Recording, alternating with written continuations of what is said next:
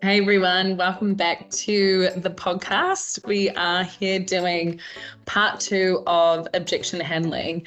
What you would have seen last week is me put ears on the spot in terms of some structure, some common objections that come our way, which we will continue through this episode. Just to recap as well, I think it's super important just to acknowledge that the structure again, the structure of how we handle objections, that if we run over the objection without actually acknowledging it, that's the part that can be damaging, not the actual objection itself.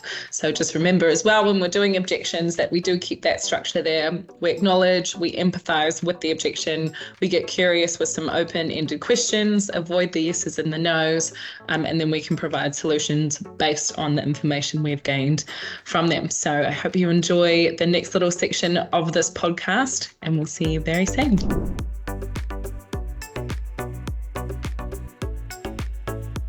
Next one, which is a common one, I think, especially I think a lot of people are getting at the moment, and that is not interested, we've got a PSA in place, we don't go outside of it, good luck, but it's not happening here.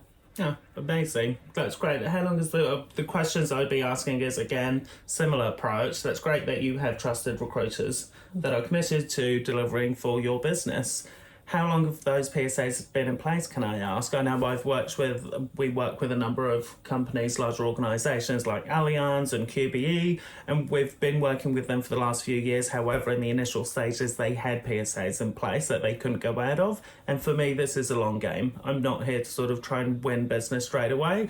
I just love getting to know businesses for the long run. If and when the PSA opens up, I just want to be the one that can be considered. So it's more of a long-term play for me. How is that PSA going for you guys, can I ask? How have you found the success rate? How have you found the response rates? What have been the fill rates? Are there preferred people within those PSAs that you utilise for certain roles? Are there specific roles that actually you struggle with to go out into that PSA? Other questions around, can you tell me about a time when you haven't been able to successfully source within the PSA? What has that process been like? I know a lot of our clients that when we initially weren't on their PSA, we were a third-party supplier. So we were a backup for their backup. And in certain situations, we were there to be able to support those businesses when their PSA failed. And I'm not saying your PSA would fail, but what would happen if the PSA couldn't deliver for you on a critical or a time-sensitive role? What would happen in that scenario? Get them thinking about what if, because they're not sitting there thinking, what if the PSA fails? Because they're just going about their day. Recruitment isn't that important to them unless it's urgent. Yeah. And so putting them in a situation where they have to think and go, fuck, what would happen if a time-sensitive role needs to be filled and the PSA isn't filling it and it's been 8 weeks? Would they go external then, or would they just continue on with the PSA?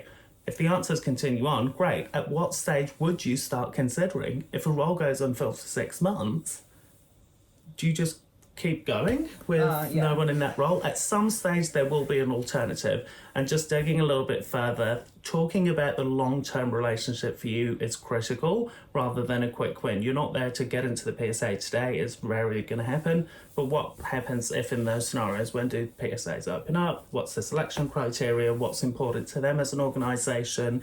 Can you stay in touch with them to provide certain value adds over the course of the year? You'd like to maintain a relationship?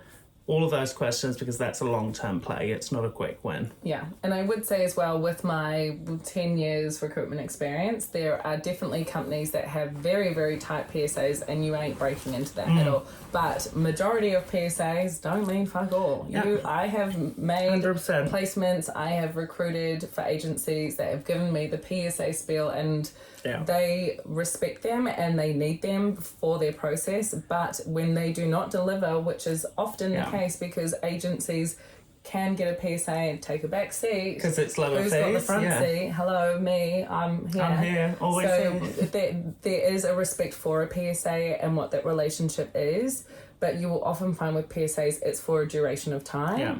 And I have picked up roles and worked on roles knowing that the alarm bell was going off in 5 days' time, and then I'm there and I'm going to be the first person there.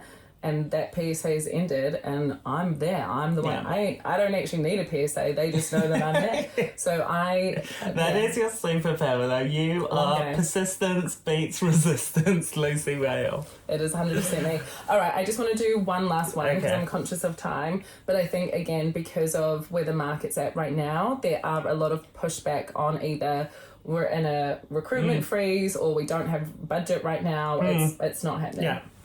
Okay, so can't afford it, basically. It's too pricey, but I totally understand. I would empathise with them in that scenario because it's a money situation and they're telling you they can't afford it, essentially. So that businesses are struggling in this sort of market, and the importance here is to empathise and go, look, I totally understand agency fees can seem quite costly and there's no getting away from that.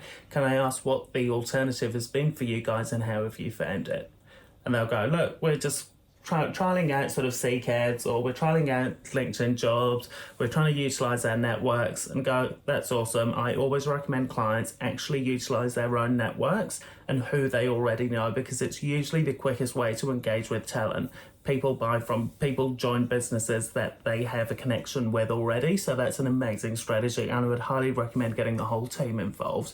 And typically what I've seen work really well is businesses that offer a really good incentive for referrals internally that typically pushes the internal referrals, and I've seen businesses save hundreds of thousands of dollars. So it's great in this market. Absolutely, I'd be utilising it.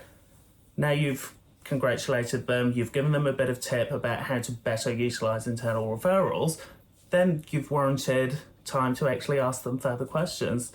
Like, those can I ask, what would happen, or have you been in a scenario recently where you've been unable to actually source your own candidates? And what has happened, or what impact has that had on the team? And they might go, we were looking for this and we couldn't find it, so we've kind of just made do and shuffled a few things around internally. In which case I'd go, look, that's awesome that the team have been adaptable. Has it actually impacted any quality of work? We've found when businesses have done that specifically through COVID, when salaries were through the roof, people were sort of adjusting roles, and that had a negative impact on their retention rates. And we know, I know from doing this 14 years, retention is critical when it comes to hiring, because it's so, as you know, the reason you don't use recruiters, it's so costly. So has that had any impact on your retention? And if you've done your research, you might even be able to throw some stats around. I did notice that you guys had lost a few developers in the last 12 months. Was that due to XYZ, or was that just natural attrition? Research, understanding who you're calling will always pay off in these scenarios. I think as well with the idea of people saying we don't have the budget right now, we do use agencies, it's just not right now, we're not recruiting. I think that is such gold information, because a good recruiter will nurture their pipeline, not their immediate wins. And I think if you know that come June or new financial year, that's when they're going to start opening again. Hello, it's it's March now, you've got 3 months leeway to play with, to nurture, to build, to grow that relationship through value adds. And I think for me, again, you hear an objection, you think it's a dead end. That is like the biggest piece of information you can know, because when they do open up again, June, July, August, it's becoming a lot more like fruitful. 100%. And I think it's something, again, we've got to look beyond the immediate win and look at the long-term relationship that we're going for. Look, guys, the ultimate sort of a few last tips on this, and to Lucy's point, ultimately, all of these conversations and objections, you should be pushing for further communication, whether it's, hey, look, it sounds like you guys have got an awesome handle on internal referrals right now and you don't need recruiters, and that's epic. Look, I think it would be worthwhile. Do you think it would be worthwhile me just keeping in touch every 3 months? You just don't know what's going to happen in the market. Or you suggest the meet, like, hey, look, I'm in this for the long game. I'm not here to make a quick win and sort of sell you something that's not going to be needed for your business. However, I am in the market consistently across this space, and I'm so happy to offer any advice whenever you need it. Would it be worthwhile us just catching up for a quick coffee? I'd love to find out more about your business, not to sell you anything. I'm just curious about your business and how you guys are doing things. But the ultimate goal is continue on that relationship, because as Lou said, most of your clients, when you do the initial calls, are not going to go, yes, great, you've called at the right time, let's work together. It's going to take time to nurture these relationships, and our goal is to engage with this human being. Yeah, depending on the industry that you're working in, or I think the world in general, we all ride the wave of inflation or deflation, whatever you want to say. So ride it together. Like it's that we have been in environments where things have evolved and changed over time. Evolve and change with it, and it doesn't necessarily. Yes, we need wins now. But we also need a pipeline, and without a pipeline, you ain't getting no wins. So you've got to nurture that. And I think, again, with objections like this, it's so important to understand, brilliant, okay, June, sounds great. I've got an objection for you. Oh, no! A real life that I had in my first month in recruitment. Okay, gosh. In Wimbledon, London, so you can guess what the type of objection it's going to be. Fuck off, stop calling me. Literally, his exact words, fuck off, stop calling me, and hung up. And I was like, oh my God. I was like terrified. It was a month in. And you know what my boss said to me? So, fuck me, fuck you. No. She's like, pick up the phone and call him again. I'm like, are you joking? She's like, no, put him on the spot. She's like, he should not speak to you like that. Pick up the phone and speak to him again.